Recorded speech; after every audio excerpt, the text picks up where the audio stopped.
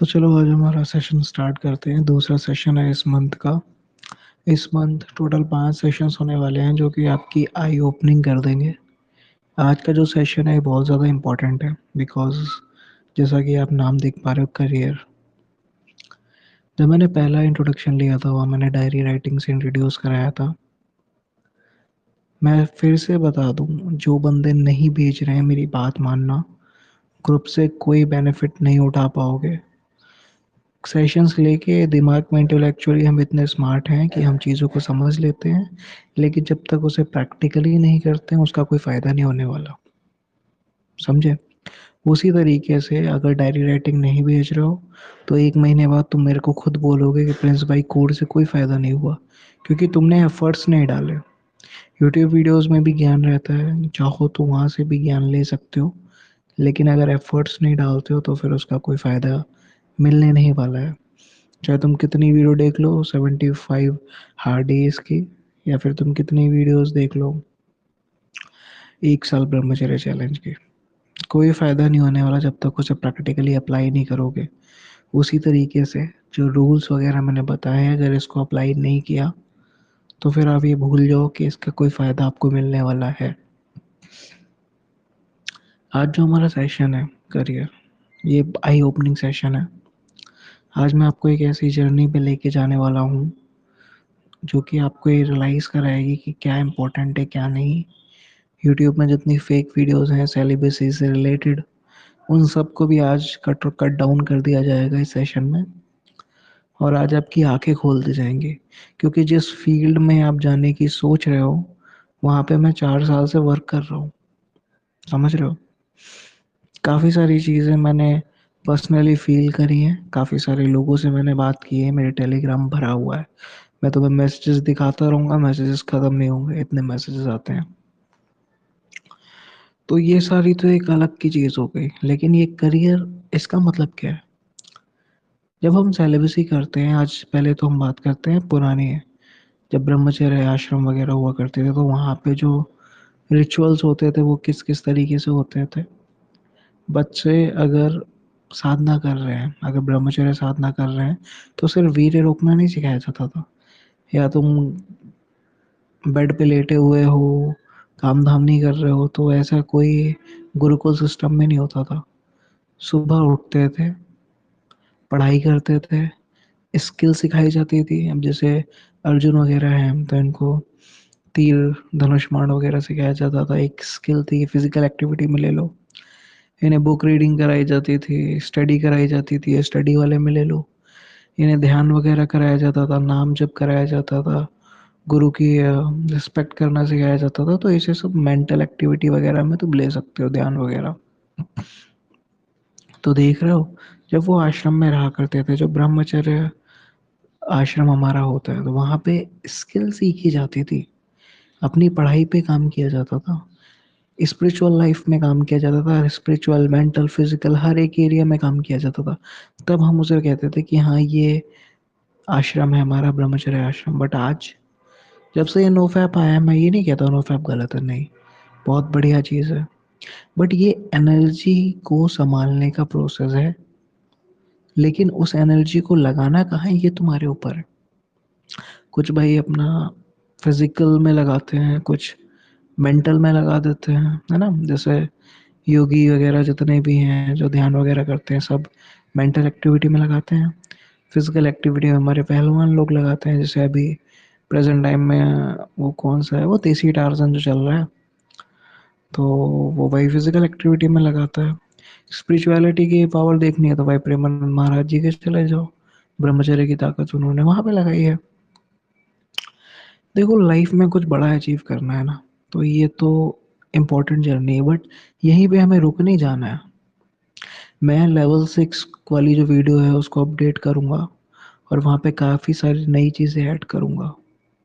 But वो सारी चीज़ें ऐड करने से पहले जो आज मैं तुम्हारा सेशन ले रहा हूँ, ये तुम अच्छे से सुन लो और अपने लाइफ में आज अप्लाई करने के लिए 100% ऐसा सोच लो मुझे लाइफ में अप्लाई ही करना है। वरना मेरे एक्सपीरियंस जो हैं वो आज तुम्हें बता दूंगा और तुम्हारी आज आंखें खुलने वाली है। जितने भी ये कहते हैं ना कि सब सही हो जाएगा, सब सही हो जाएगा, फिजिकल मेंटल सही हो जाओगे। लेकिन अगर अपने करियर पे फोकस नहीं किया, अगर तुम फाइनेंशियली वीक रहे, तो ये फिजिकल प्रॉब्लम भी देगा और मेंटल प्रॉब्लम भी देगा। बेसिकली ये परेशानी देगा, टेंशन देगा तुमको। तुम्हारी रिस्पेक्ट डिपेंड करती है तुम्हारे करियर पे। अपनी आंखें बंद करो, जितने भी लोग मेरा सेशन सुन रहे हो आज, अपनी आंखें बंद करो। मेरे को अब एक चीज बताना अच्छे से। तुम्हारा एक वर्जन है जिसने यूपीएससी क्रैक कर लिया है, वो आईएएस बन चुका है, वो अपने शहर जा रहा है, अपने गांव जा रहा है, जहाँ से भी तुम बिलोंग करते हो, शहर या गांव, जहाँ से भी आप बिलोंग करते हो। तुम्हारे पीछे मस्त काफिला चल रहा है गाड़ियों का, सब यस सर कर रहे हैं। तुम्हें किसी के सामने झुकना नहीं है, सब तुम्हारे सामने झुक रहे हैं। तुम कहीं शादी में जा रहे हो, सब तुम्हारी रिस्पेक्ट कर रहे हैं। लोग तुमसे मिलने के लिए बाहर लाइन पे बैठे हुए हैं और तुम टाइम नहीं दे रहे हो। तुम्हारे घर पे कोई भी इशू हो रहा है तो तुम बस एक कॉल पे सब कुछ निपटा दे रहे हो, बल्कि लोग बैठे हुए हैं कि हाँ सर, आप कोई हमें परेशानी बताओ, हम आपको सॉल्व करें, ताकि आप उनकी नज़रों में, वो आपकी नज़रों में थोड़े से ऊपर उठ जाए। एजुकेशन है, पावर है, रिस्पेक्ट है, इज्जत है, ये सब कहाँ से आ रहा है? करियर से आ रहा है ना। ये तुम्हारा एक वर्जन है जिसने स्टडी,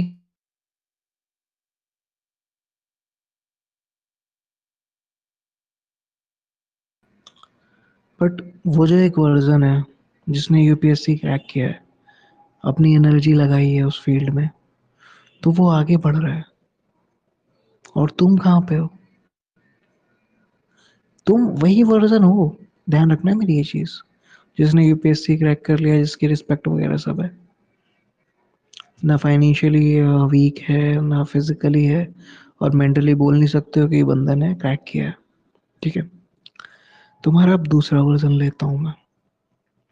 तुम्हारे दूसरे वर्जन में तुम्हारा करियर नहीं बना हुआ है, बट तुम नोफैप कर रहे हो, सेलिबसी डे काउंट कर रहे हो, अपनी एनर्जी को फिजिकल और मेंटल लगा रहे हो, लेकिन एकेडमिक नहीं लगा पा रहे हो।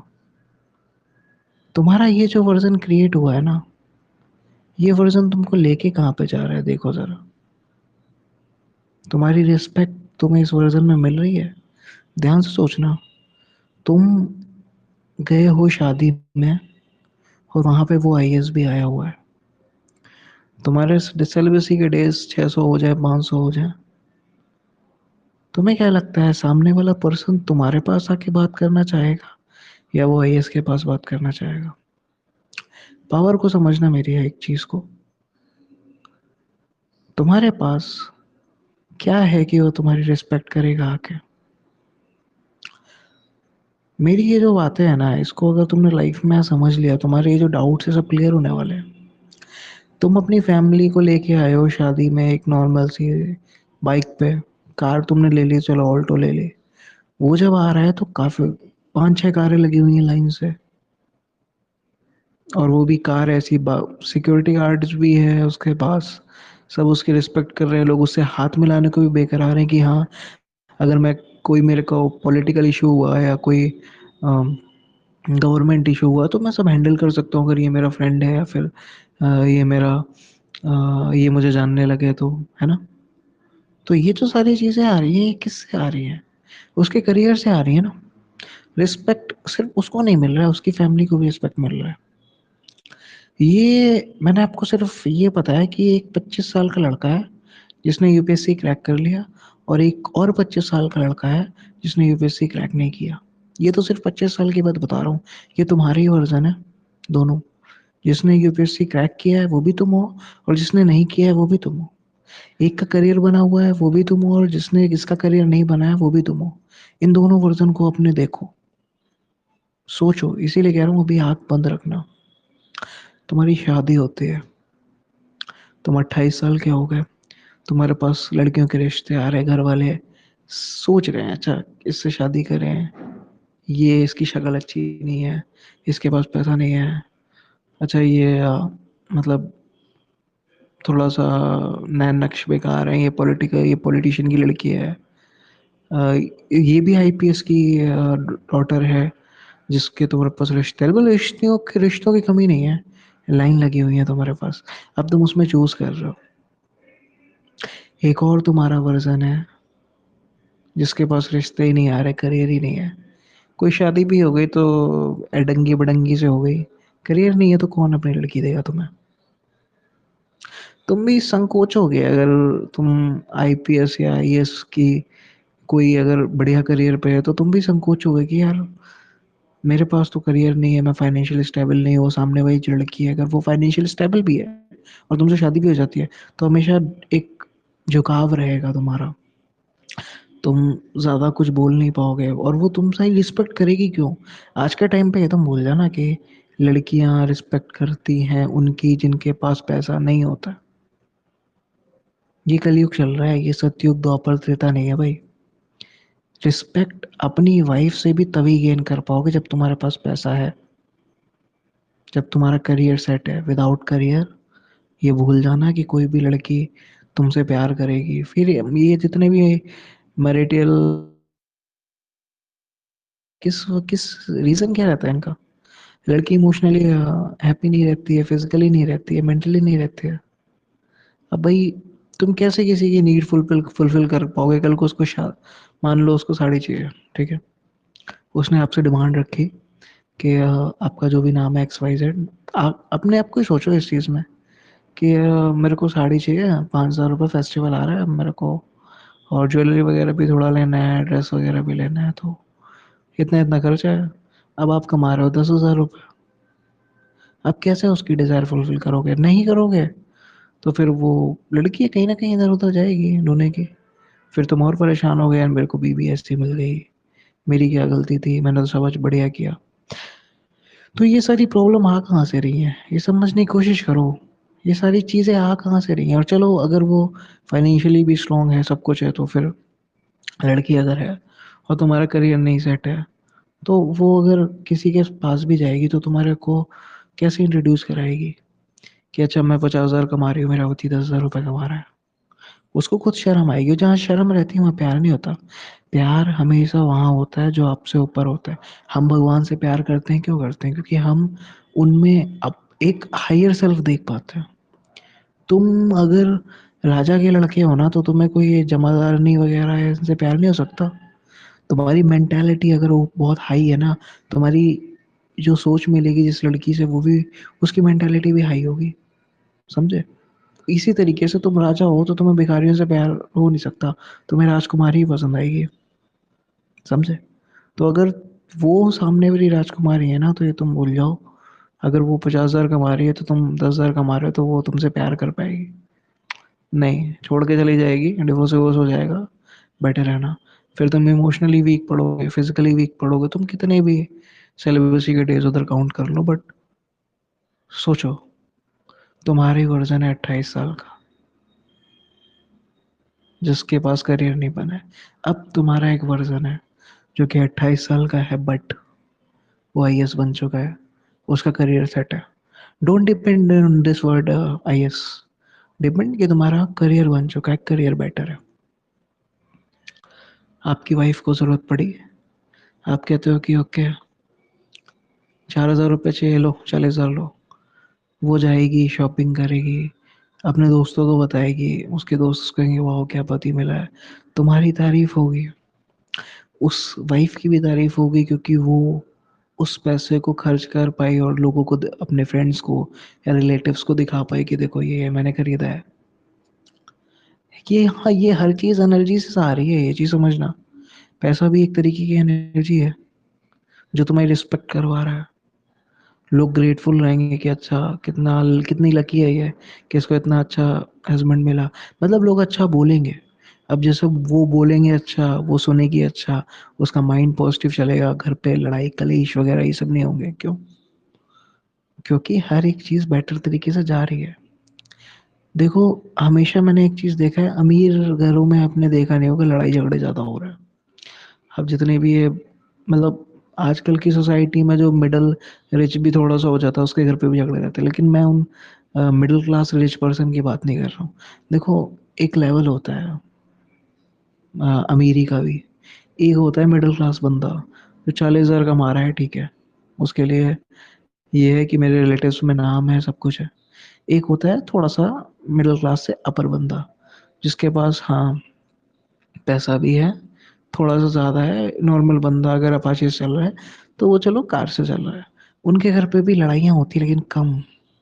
जो अल्ट्रा रिच वगैरह हो जाते हैं उनके घर पे लड़ाइयाँ वगैरह नहीं होता, और होता भी है तो वो साइलेंटली सॉल्व हो जाता है, वो ऐसे झगड़ों में नहीं बदलता। अब किसी भी तुम घर पे देख लो, मतलब जो वेल सेटल्ड हो और वेल कर्मों से भी चल रहा हो। कर्म भी बहुत इफेक्ट देते हैं हमारी हर एक चीज़ में, चाहे वो हमारी मैरिज से रिलेटेड हो, चाहे हमारे रिलेटिव से रिलेटेड हो। अभी कर्मों पे जो मेरा सेशन रहेगा वो रहेगा, वो आई थिंक नेक्स्ट मंथ का पहला सेशन रहेगा कर्म पे। वहाँ पे भी काफ़ी सारी चीज़ें एक्सप्लेन करूँगा, बट आज आपके उस वर्जन की बात हो रही है जो आईएएस बन चुका है। अब वाइफ आपकी रिस्पेक्ट कर रही है, रिलेटिव्स आपकी रिस्पेक्ट कर रहे हैं, आपको किस चीज़ की प्रॉब्लम है? आप फिजिकली फिट हो, मेंटली फिट हो, करियर बना हुआ है। आप अगर कभी बाई चांस थोड़ा परेशान भी हो जा रहे हो, तो आपके नीचे जितने भी सेक्रेटरी वगैरह हैं, ये सब बैठे हुए हैं काम करने के लिए, आपसे जो लोअर लेवल पे है। तो आपको किस चीज़ की परेशानी है? आपकी वाइफ कहीं पे जा रही है तो 4 सिक्योरिटी गार्ड्स उसके साथ में जा रहे हैं, है ना? कोई गलत नज़र भी उठा के नहीं देख पा रहे, और सोचो भाई तुम 28 साल के वो बंदे, उसका करियर नहीं बना हुआ है, और तुम्हारी वाइफ कहीं पे जा रही है, 4 लोग उसको देख रहे हैं। कोई बाई चांस गलत कमेंट कर दिया तो क्या करोगे? लड़ाई झगड़ा करोगे, मारोगे? सामने वाले की औकात नहीं होनी चाहिए देखने की, कि अगर देख लिया तो फिर ये मेरी वाट लगा देगा। तो ये चीज़ कब आ रही है? जब तुम्हारा करियर सेट है। आंखें बंद करे रहना। ये तो अभी मैंने तुम्हें इतना बताया कि चलो वाइफ रिस्पेक्ट तुम्हारी कर रही है, तुम्हारा अच्छा मैरिज लाइफ जा रही है करियर की वजह से। अभी तो जर्नी हमारी और आगे है। अब सोचो तुम हो गए हो 35 साल के, मान लो हो गए हो, तुम्हारे पास जॉब भी है, करियर भी है, आईएएस बन चुके हो, वाइफ भी है, बच्चे तुम्हारे हो गए, बच्चा तुम्हारा बड़ा हो गया, 5th 6th क्लास में है, वो अपने दोस्तों के संग घूम रहा है, नए नए आप टॉयज दिला रहे हो उसको, बढ़िया साइकिल दिला रहे हो, है ना? वो अपने दोस्तों के संग रह रहा है, अपनी वैकेशन की स्टोरीज बता रहा है कि मेरे पापा मेरे को इधर लेके गए थे, हमने उधर बहुत एंजॉय किया, बहुत बढ़िया बढ़िया फ्रूट खाया, मेरे पापा बहुत अच्छे हैं, वो मुझे बहुत प्यार करते हैं, मेरी सारी ज़रूरतें पूरी करते हैं। तुम्हारा बेटा तुम्हारी रिस्पेक्ट कर रहा है, क्यों? करियर है। वहीं तुम 35 साल के हो गए हो, तुम मिडिल क्लास में हो, तुम्हारा करियर नहीं सेट है, तुम्हारा बेटा हॉल हॉल अगर छुट्टियां पड़ रही हैं तो वहाँ बोल रहा है पापा कहीं नहीं गए, था नहीं क्या गए थे, पापा से बोल रहे हैं नई साइकिल दिला दूंगा, और फिर तुम्हारे पास पैसे नहीं है, तुम दिला नहीं पा रहे हो। अब बेटा तुम्हारी क्या खा के इज्जत करेगा? वो ज़माने चले गए, वो पुराने ज़माने। आज की बात करो कलयुग की।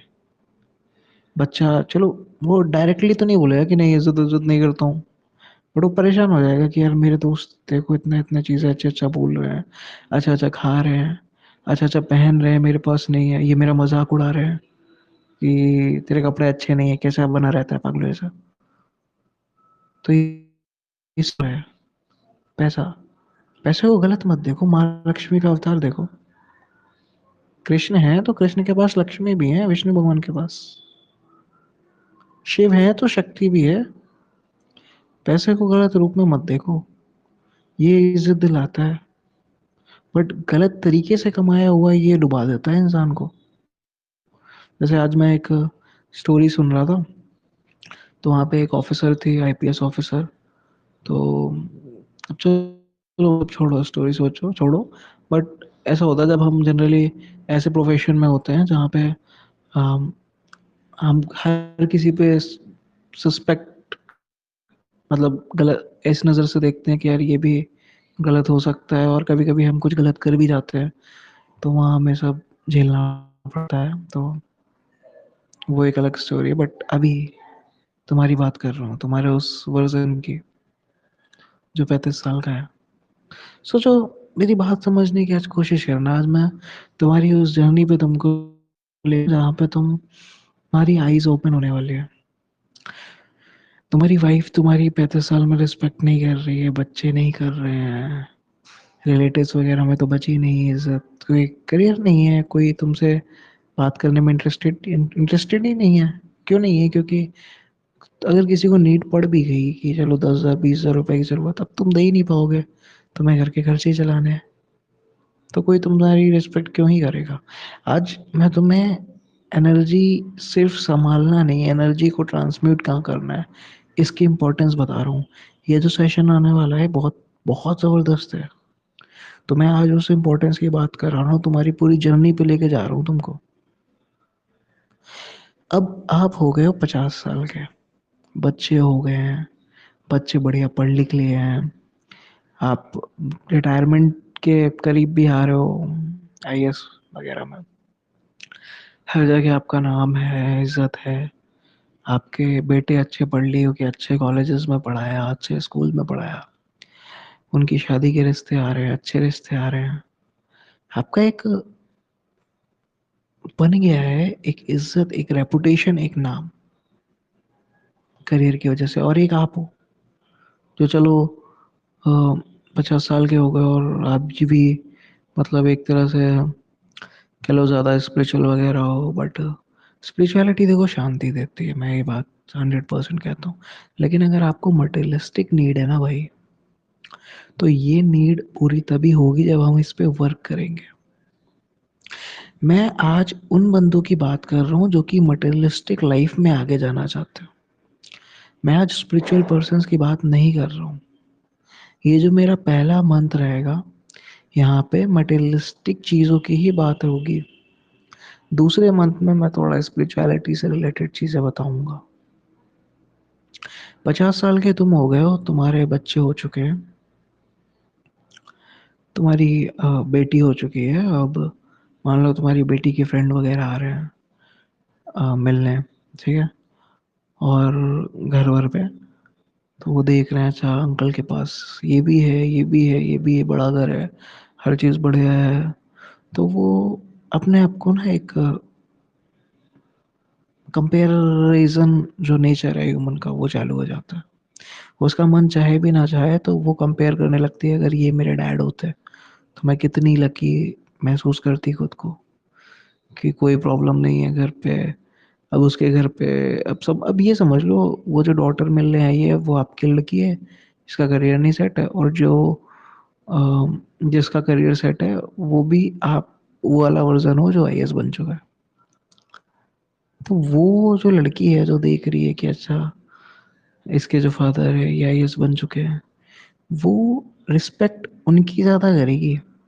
देखो, एक सिर्फ आपकी डॉटर आपकी रिस्पेक्ट नहीं करेगी, उसकी फ्रेंड भी रिस्पेक्ट कर रहे हैं आपके। क्यों? क्योंकि वो कंपेयर कर पा रहे हैं, कंपेरिजन नेचर होता है ह्यूमन बीइंग के अंदर। ये सारी चीज़ें आ किससे रही हैं? आपकी जवानी, आपका मिडल एज, आपका बुढ़ापा, रिटायरमेंट वाला फेज, सब किस वजह से बढ़िया जा रहा है? क्यों? क्योंकि लक्ष्मी है आपके पास।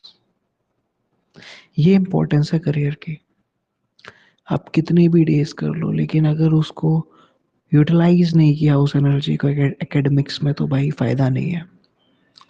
मेरी एज 26 है, ये चीज़ें मैंने काफ़ी लेट रियलाइज़ करी, बट मेरी लाइफ का एक बहुत बढ़िया पोर्शन भी है जहाँ मैं टॉपर रहा करता था। तो वो पोर्शन से मैं तुम्हें आज समझा पा रहा हूँ। अगर मैंने वो फेज़ अपनी लाइफ में अचीव नहीं किया होता ना, हार्ड वर्क से और स्मार्ट वर्क से भी, टेक्निकल एडवांसमेंट से भी, अभी जो मैं सेशंस लेने वाला हूँ, आपकी ये जो मंथ है ना, आपकी आई ओपनिंग हो जाएगी कि भाई करियर बनाने के लिए क्या क्या चीज़ें ज़रूरी रहती हैं, कैसे कैसे बना सकते हैं। मेरी जो लाइफ थी वो थोड़ा स्पिरिचुअल फेज में ज़्यादा आ गई, जहाँ मैं बाकी लोगों को लेना नहीं चाहता हूँ, बिकॉज वो फेज जितना शांति देता है उतने उसका प्राइस भी पे करना पड़ता है। और वो प्राइस यही है जो मैं आज आपको बता रहा हूँ। आपका अगर वो वर्जन चाहता है ना कि मैं स्पिरिचुअलिटी में ही घुस जाऊँ, तो ये जो मटेरियलिस्टिक आपकी जो डिमांड्स हैं, नीड है, ये फुलफिल नहीं हो पाएंगी। और यही इस करियर के सेशन में मैं आपको बताना चाहता था। जब मैंने पहला सेशन लिया था इंट्रोडक्शन का, वहाँ मैंने डायरी राइटिंग से इंट्रोड्यूस कराया था। कुछ चीज़ें मैं ऐड ऑन कर दूँ और उसकी समरी भी अभी मैं बता दूँ। तो आपने आज ये देखा कि करियर हमारा ज़रूरी क्यों रहता है। तुम्हारी लाइफ, तुम्हारी मटेरियलिस्टिक प्रोग्रेस, तुम्हारी रिस्पेक्ट, तुम्हारी इज्जत, हर चीज़ डिपेंड करने वाली है कल को तुम्हारे करियर पे। करियर है तो रिस्पेक्ट है, करियर है तो तुम अगर आज आज जैसे मैंने एक बुक खरीदी थी, प्रेमानंद महाराज जी का एक पॉडकास्ट आया था, तो उसमें एक उन्होंने साधक संजीवनी एक बुक मंगवाई थी। अब ये बुक मैंने मंगाई है तो इसके लिए भी मुझे पैसा देना पड़ा है। मैं एक बुक पढ़ रहा हूँ the Asian science of mantras. उसमें वो एक साधक है, तो उसने अपनी स्पिरिचुअल जर्नी में ये चीज़ें समझाई हैं कि अगर मैं साधना कर, वो फॉरेनर बनता है कि जब मैं साधना करने जाता हूँ तो अगर मेरा पर मंथ का खर्चा 15,000 हो जाता है, कंबल लेना पड़ता है, बाहर तुम रहोगे, फूड वगैरह तो उधर से इजीली सप्लाई नहीं होते हैं, तो और कोई ऐसी व्यवस्था भी नहीं होती कि भाई बहुत चीज़ें होती हैं, खाना, बर्तन, कपड़े, ठीक है, और बहुत सारी चीज़ें होती हैं, तो उसमें उसका उतना खर्च होता है। उसका भी पर्सनल एक्सपीरियंस है कि भाई अगर तुम स्पिरिचुअल पाथ में हो तो उसके लिए भी अर्थ चाहिए रहता है। इसीलिए तो ये पूजा करते हैं माँ लक्ष्मी की। माँ लक्ष्मी की पूजा क्यों होती है? क्योंकि सबको पता है काम, अर्थ, मोक्ष, 4 पिलर्स होते हैं हमारे। अर्थ, धर्म, काम, मोक्ष। ये जो अर्थ है ना, ये अर्थ रिप्रेजेंट करता है मनी को, और हिंदुइज्म में मनी को बहुत प्योर माना गया है, माँ लक्ष्मी। और आज तुम देख लो, जिसका करियर सेट नहीं है उसकी रिस्पेक्ट नहीं है।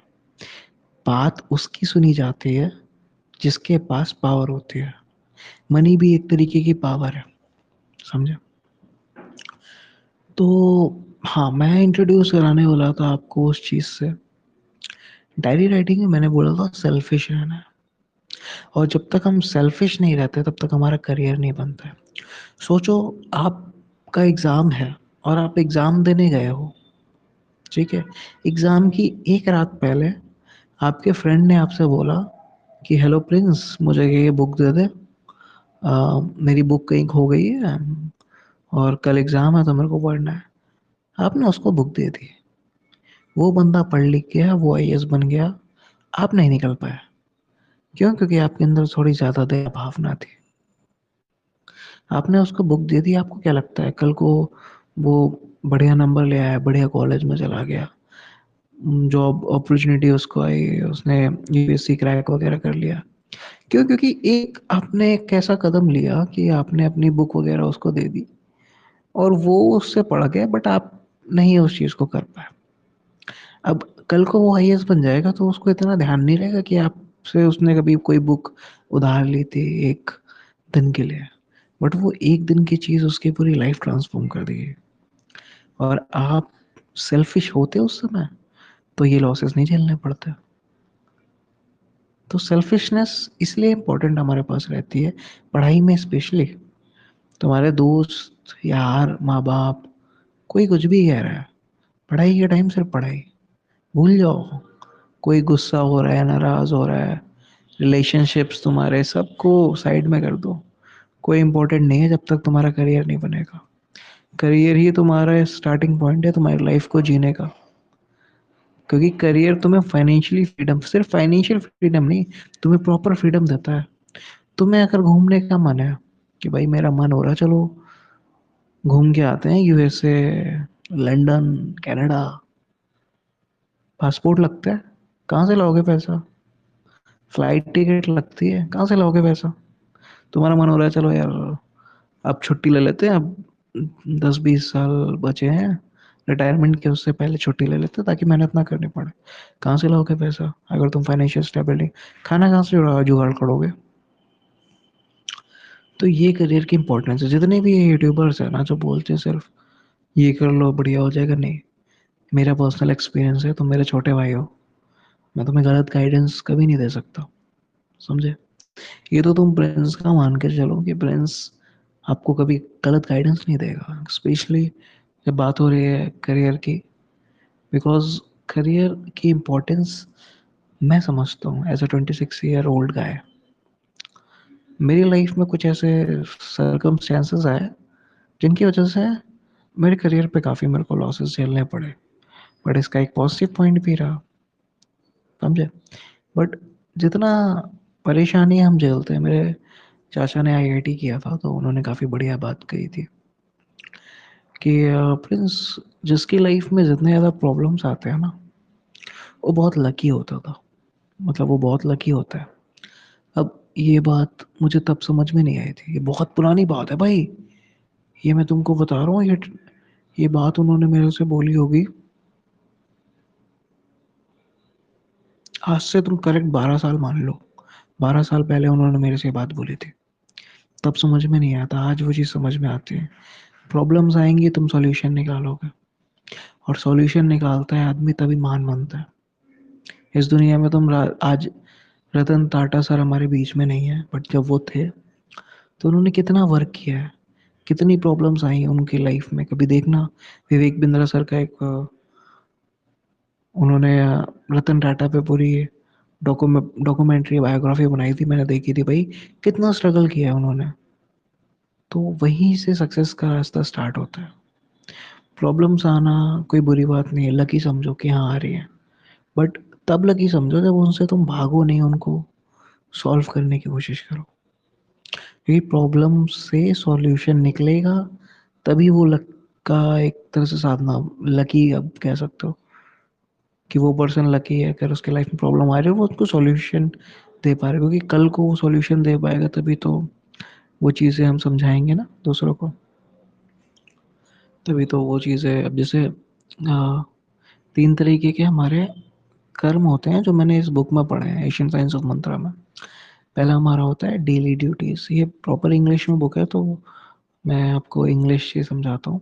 जिसे हम नित्य कर्म कहते हैं। यहाँ चाहे वो स्पिरिचुअल पर्सन हो तो उसके रूटीन्स होते हैं कि भाई सुबह उठो, नहाओ धो, अपना एक फिक्स शेड्यूल बनाओ, पूजा पाठ का वो करो। ऐसे स्टूडेंट्स का भी होता है, सुबह उठो, अपना एक फिक्स शेड्यूल रखो कि सुबह नहा लेना है, पूजा पूजा ज़रूरी है। वो पॉजिटिव माइंडसेट देती है। करियर में भी इसका बहुत इंपॉर्टेंट रहता है, क्योंकि अगर तुम्हारा माइंडसेट पॉजिटिव है तो तुम ज़्यादा बेटर कर पाओगे। और हमें इमोशनल नीड भी हमारी, जब हम पूजा वगैरह करते हैं तो काफ़ी फुलफिल हो जाती है। तो सुबह उठो, अपना एक फिक्स शेड्यूल। अब जितनी भी आप देख लो डेली ड्यूटीज़ जो भी है, जॉब वगैरह करते हैं 9 to 5 कुछ भी हो, इनको जॉब पे जाना है। तबीयत खराब हो चाहे सही हो, और उन्हीं का उनको रिवॉर्ड भी मिलता है। और जिस तरीके से आपको जॉब का रिवॉर्ड मिलता है कि 9 से 5 जा रहे, वैसे ही जब अपना अपना फिक्स शेड्यूल बनाते हो, एक नित्य कर्म का एक शेड्यूल बनाते हो, तो वो काफ़ी आपको हेल्प रहता है। अब ये सारी चीज़ें मैं बाद में डिस्कस करूँगा मेरे आगे वाले पॉडकास्ट में। इसी तरीके से देखो, जब और दूसरा होता है हमारा टारगेटेड कर्म, जिसे हम कर्म जैसे कोई टारगेट बना रहे हैं कि यार इतना हमें अचीव करना है, मैं 10 घंटे पढ़ाई करूँगा। आपने ये टारगेट बनाया, आपने वो अचीव किया। फिर उससे एक स्टेप और आता है हमारा, वो हमारा एप्लीकेशन आता है। अब वो कुछ कहते हैं उसे, इस बुक में है राम में प्रयोगा वगैरह, कर्म प्रयोगा। वो काफ़ी है, मतलब उसमें अभी मैं बुक तो नहीं खोले इसलिए बता नहीं सकता। उसमें ये लिखा है कि जब आप एक तरीके से, आप मान लो पढ़ाई कर रहे हो, 6 घंटे रेगुलर पढ़ रहे हो, तो वो जो रेगुलर आपकी पढ़ाई हो रही है वो आपको एक स्टेप आगे पहुंचाती है, क्योंकि ये सब टारगेटेड कर्म है। नित्य कर्म अलग होते हैं। नित्य कर्म मतलब हम सुबह उठे, एक बुक गीता पढ़ी, ये नित्य कर्म में आ गया। टारगेटेड कर्म में होते हैं कि चलो मैं एक बुक गीता ही पढ़ रहा हूँ और साथ में मैंने ये नित्य कर्म और टारगेटेड कर्म अलग अलग होते हैं। टारगेटेड कर्म का मतलब हम टारगेट बना रहे हैं, उसे कर उसको फॉलो कर रहे हैं। और यही चीज़ मैंने डायरी राइटिंग में भी आपको समझाई है। एक्चुअली डायरी राइटिंग वाला कॉन्सेप्ट मैंने पहले निकाल दिया था, बट ये बुक मैं अभी पढ़ रहा हूँ। तो जब हम ये टारगेटेड कर्म बनाते हैं, तो जब कोई भी, जैसे किसी कंपनी का एक टारगेट अचीव हुआ तो उसने प्रॉफिट कमाया। जैसे आपने 10 घंटे पढ़ाई की, आप पढ़ाई करने के बाद आपको एक स्केड्यूल मिल गया कि हाँ मैंने इतना इतना स्किल मैंने ऑब्टेन कर ली, ये मेरे दिमाग में घुस गया। और वैसे एक बिजनेसमैन का भी समझ लो, उसने अपना टारगेट बनाया कि उसने अपना जो सेल्स का टारगेट बनाया उसने अचीव कर लिया, उसका प्रॉफिट उसको मिल गया। तो आपने जो स्किल पैदा कर ली पढ़ाई करके, तो इसको कल सेल आउट भी कर सकते हो ना। तो ये हमारा एप्लीकेशन में आता है कि हम, ये तीसरा कर्म होता है एक तरीके से, कि हमने जो भी टारगेटेड कर्मा से या टारगेटेड ड्यूटीज से हमने जो भी स्किल ऑब्टेन करी है, तो वहाँ को हम सेल आउट करके वो चीज़ें ऑब्टेन कर रहे हैं। तो ये 3 तरीके के इसमें बताए गए हैं कर्मास बुक में। बुक का नाम है द एशियंट साइंस ऑफ मंत्रा। तो ये जो हमारा होता है, ये प्रॉपर एक स्केड्यूल है, जिस वजह से मैंने डायरी राइटिंग पहले ही इंट्रोड्यूस करा दी थी। जो जो नहीं भेज रहे हो ना, मेरी बात मान लो भाई, कोई फ़ायदा नहीं होने वाला कोर्स का, बिकॉज प्रैक्टिकल। अभी इस बुक की बहुत बढ़िया लाइन थी जो मैंने अभी कम्युनिटी में पोस्ट करी थी यूट्यूब की, कि सेकेंड हैंड जो भी नॉलेज है ना आपके पास, वो बस एक इंफॉर्मेशन ही है। जो भी आप मुझसे सुन रहे हो ये करियर वाले सेक्शन में या इंट्रोडक्शन में, जो आप सुनोगे आगे टेक्निकल एडवांसमेंट में, द गेम चेंजर में, तो ये खाली सेकेंड हैंड इंफॉर्मेशन ही है आपके पास, दूसरे की नॉलेज, मेरी नॉलेज। बट जब आप इसको यूटिलाइज करोगे, इसको इस पे काम करोगे और ये आपका एक्सपीरियंस बनेगा, ये फिर आपके काम में आएगी। इसीलिए जो पर्सन नहीं फॉलो कर रहे हैं मेरा रूटीन, जिस तरीके से मैंने उनको रूल्स दिए हैं, तो बिलीव मी, आप ग्रुप से कोई फ़ायदा नहीं होने वाला, मैं ग्रुप से हटा दूंगा जल्दी, समझिए। तो हमारा ये पूरा सेशन था करियर पे। मैं आज आपको उस बात पे लेके चला गया जहाँ पे आपका करियर बना है और जहाँ आपका करियर नहीं बना। अब ये तुम्हारी चॉइस है कि तुम क्या करना चाहते हो। हमारी इज्जत, पैसा, सिर्फ तुम्हारी इज्जत नहीं, तुम्हारी इज्जत, तुम्हारी बीवी की इज्जत, तुम्हारे माँ बाप की भी इज्जत। ये समझ लो, तुम अगर आईएएस होना है, तुम्हारा करियर सेट है, तो अगर तुम्हारे रिलेटिव्स का भी कॉल आएगा ना, तो वो रिस्पेक्ट करेंगे। क्यों? क्योंकि उन्हें पता है ये आईएएस है, ये मेरी वाट लगा देगा 2 मिनट में। तुम्हारे माँ बाप की इज्जत, तुम्हारे बच्चों की इज्जत, सब सब की सब चेंज हो जाएंगे अगर तुम्हारा करियर बेटर है। नहीं है तो फिर तुमने को मैंने आपका दूसरा फेज ही बता दिया जहाँ पे करियर सेट नहीं है। ठीक है। देखो, जिंदगी तो हर कोई काट लेता है, ऐसा कोई इश्यू वाली बात नहीं है। बट हमें ये देखना है हमारी जो सोच है वो कहाँ तक जाती है। ज़रूरी नहीं है हर कोई बड़े ही सपने देखे, छोटे सपने भी देख रहे हो, खुश हो तो ठीक है। बट एक बार उस मेंटालिटी पे पहुंचो, सोचो, बन गया तो ठीक है, नहीं बने तो कोई बात नहीं। बट अगर ये सारी चीज़ें चाह रहे हो, रिस्पेक्ट, पैसा, फिजिकल हेल्दी बॉडी, क्योंकि देखो करियर होगा तो ही अच्छा खाना खा पाओगे। अब तुम ये सोचो कि मेरे को डेली सेब खाने हैं, डेली मेरे को डाइट में हेल्दी फ्रूट्स चाहिए, तो ये भी सस्ते नहीं आते भाई। अब मैं भी ये सोचता हूँ कि यार अपनी डाइट पे कम से कम दिन भर में 100 रुपए के फ्रूट्स तो रखूँ, बट वो अचीवेबल नहीं है ना अभी, क्योंकि करियर नहीं है। तो हेल्दी डाइट भी भाई यहीं से आती है, फिजिकल हेल्दी भी बॉडी यहीं से होता है जब करियर बेटर होता है। और बहुत सारी चीज़ें फैक्टर भी डिपेंड करते हैं, बट कम से कम अपने जो कर्म है, नित्य कर्म, उनको तो करो, है ना। तो जो इंट्रोडक्शन वाला हमारा सेक्शन था, उसको ढंग से समझना, डायरी उसी हिसाब से लिखना। हमें सेल्फिश रहना है अपने करियर के लिए। यहाँ पे जितने भी बच्चे हैं, किसी से दोस्ती बनाने के लिए नहीं आए हो, अपने काम से काम रखना, अपनी प्रोग्रेस लिखना। अपनी प्रोग्रेस मेरे को जैसे शाम को भेजते हो डेली, वो सब भेज दो। और जिस फॉर्मेट से मैंने डायरी राइटिंग बताई है वो भी करो, उसी फॉर्मेट से भेजना, क्योंकि वो इजी टू अंडरस्टैंड हो जाता है मेरे लिए। और आप भी अगर कल को अपनी डायरी देखोगे तो वो मेस नहीं लगेगा, समझ रहे हो, खिचड़ी टाइप की नहीं लगेगी कि कभी आपने 10 पेज लिख दिया, कभी 2 पन्ने लिख दिए, तो वो उतना जल्दी नहीं समझ पाओगे। ठीक है। तो चलो आज का हमारा सेशन यहीं पे एंड करते हैं। कुछ क्वेश्चन आंसर हो तो मेरे से पूछ लेना। Bye bye.